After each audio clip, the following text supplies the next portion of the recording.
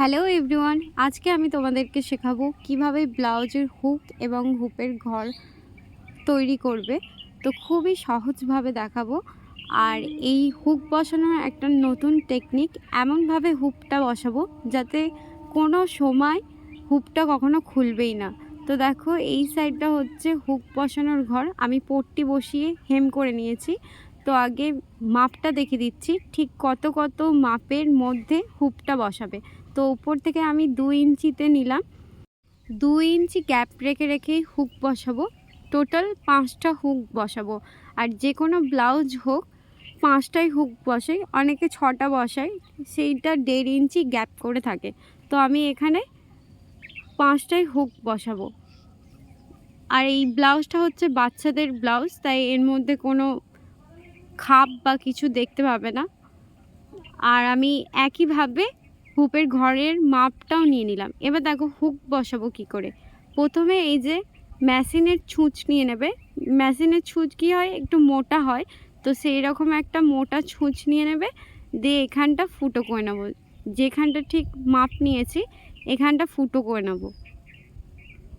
ফুটো করে নেবো যাতে হুপটা ঢুকতে পারে।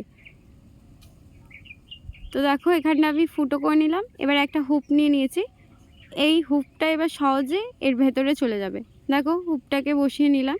এভাবে প্রত্যেকটা হুপ বসিয়ে নেব। আরেকবার দেখাচ্ছি, দেখো ছুঁচ নিলাম, দিয়ে যেখানটা দাগ দিয়েছি চকে করে ঠিক সেখানটাতেই ফুটো করব। এভাবে দেখো ভালো করে ফুটো করে নিলাম।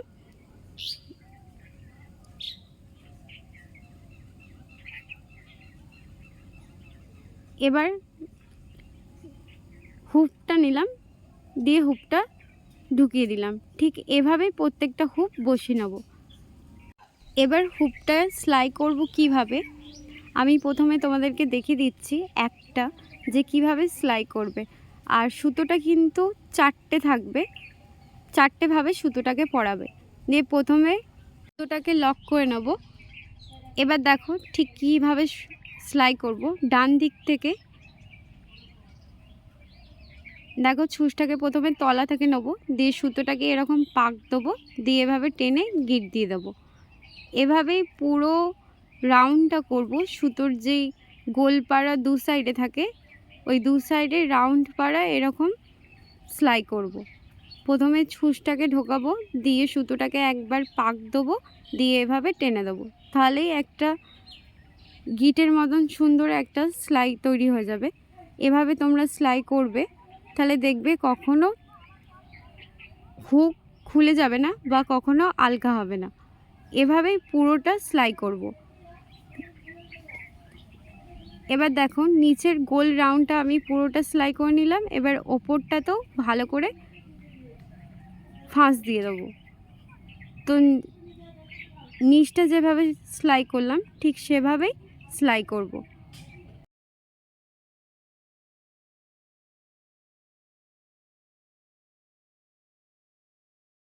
আর দিক থেকে ছুঁচটাকে ঢোকালাম, দিয়ে উপরের দিকে তুললাম, দিয়ে সুতোটা রাউন্ড করে দিয়ে ফাঁস দিয়ে দিলাম। আবার দেখো এই বাঁ দিকটাতেও একইভাবে করব।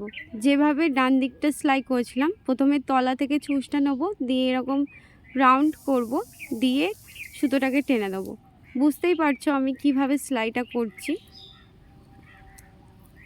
এভাবে যে গোল রাউন্ডটা আছে হুকের, সেই হুকের মধ্যে পুরোটা কভার করে দেবো এভাবে সেলাই করে।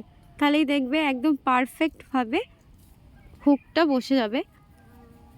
দেখো হুকটা ঠিক কতটা মজবুতভাবে বসিয়েছি।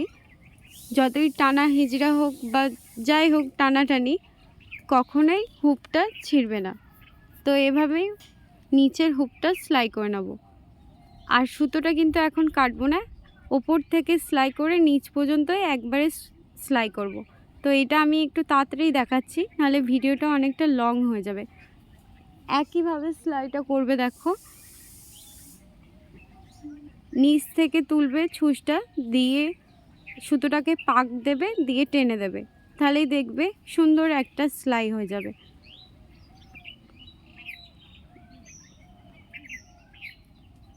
আর আমরা অনেক সময় কি করি, হুপটা কখনো এরকম ফুটোর মধ্যে ঢোকাই না, আগেই আমরা সেলাই করি।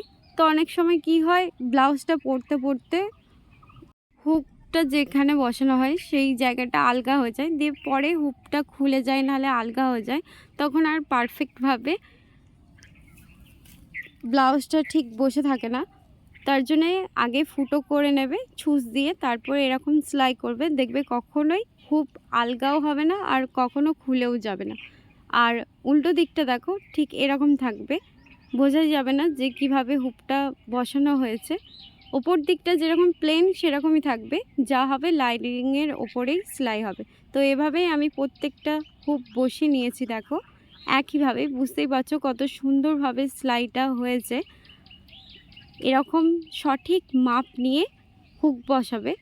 আর অপর সাইডে দেখতেই পাচ্ছ যে কোনো রকমভাবে বোঝা যাচ্ছে না যে হুক বসানো হয়েছে। এবার দেখো হুপের ঘর কিভাবে তৈরি করবে। এই যে আমি হুপের ঘর দুটো করেই রেখেছি, দেখাচ্ছি প্রথমে তোমাদেরকে যে হুপের ঘরটা ঠিক কীরকম হবে। যেভাবে দেখলে সেলাইটা ওভাবেই সেলাইটা করব। তো সুতোটা অবশ্যই 4টেই থাকবে পরানো। তারপর দেখো প্রথমে নিচ থেকে সুতোটা নিলাম, দিয়ে 1/2 ইঞ্চিরও কমের মধ্যে ঘর তুলছি। 2-3টে এরকম পাক দেবে। দেখো দুবার আমি পাক দেওয়ার পর এবার ঘরগুলো তৈরি করব।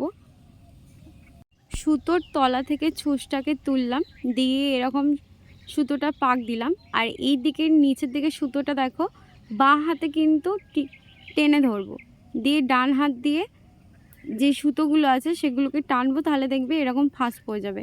আবার বাঁ হাত দিয়ে চেপে ধরে থাকবো সুতোটা, আর ডান হাতে সেলাই করছি। আবার দেখো বাঁ হাতে টেনে ধরলাম, দিয়ে ডান হাতে এরকম সুতোটা তলা দিয়ে ছুঁচটাকে তুললাম, দিয়ে পাক দিয়ে টানলাম। বুঝতেই পারছো যে কিভাবে সেলাইটা করছি। এই হুপের ঘর তৈরি করা খুবই সহজ, এভাবেই তোমরা সেলাই করবে হুপের ঘর, দেখবে খুবই সুন্দরভাবে ব্লাউজটা ফিটিং তো থাকলে তো কোনো অসুবিধাই নেই। আর তার সাথে যদি এরকম সঠিকভাবে হুপ আর হুপের ঘর তৈরি করা হয়, তো ব্লাউজটা একদম পারফেক্টভাবেই বডির মধ্যে ফিট হয়ে থাকবে। আর তোমাদের যদি এই ভিডিওটা ভালো লেগে থাকে তো চ্যানেলটা অবশ্যই সাবস্ক্রাইব করো, আর কমেন্টে জানিও যে তোমাদের এই হুপ বসানোর টেকনিকটা কেমন লেগেছে। তোমরা আগে এরকমভাবে হুপ কখনো বসিয়েছো কি না, হ্যাঁ কি না কমেন্টে অবশ্যই জানিও। হুপের ঘরটা দেখো তৈরি করে নিয়েছি। এবার নিচ থেকে ছুঁচটা বার করেছি, দিয়ে ফাঁস দিয়ে বাকি সুতোটা বাদ দিয়ে দিলাম। হুপের ঘরটা দেখো কতটা সুন্দর হয়েছে। এইভাবে আমি বাকি ঘরগুলোও তৈরি করে নিয়েছি। তো এবার দেখো আমি লাগিয়ে দেখাচ্ছি হুকগুলোকে যে ঠিক কীরকমভাবে পারফেক্টভাবে বসবে।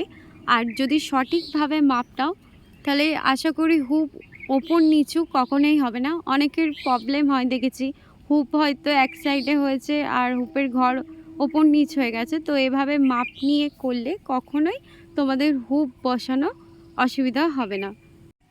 আশা করি ব্লাউজটা দেখে বুঝতে পারছো যে হুপগুলো কতটা পারফেক্টভাবে বসানো হয়েছে দেখো। আর এভাবে যদি আমি টানি তাতেও দেখো হুপগুলো একদম পারফেক্টভাবেই বসে থাকছে। ভালো লেগে থাকলে অবশ্যই লাইক করো। টাটা।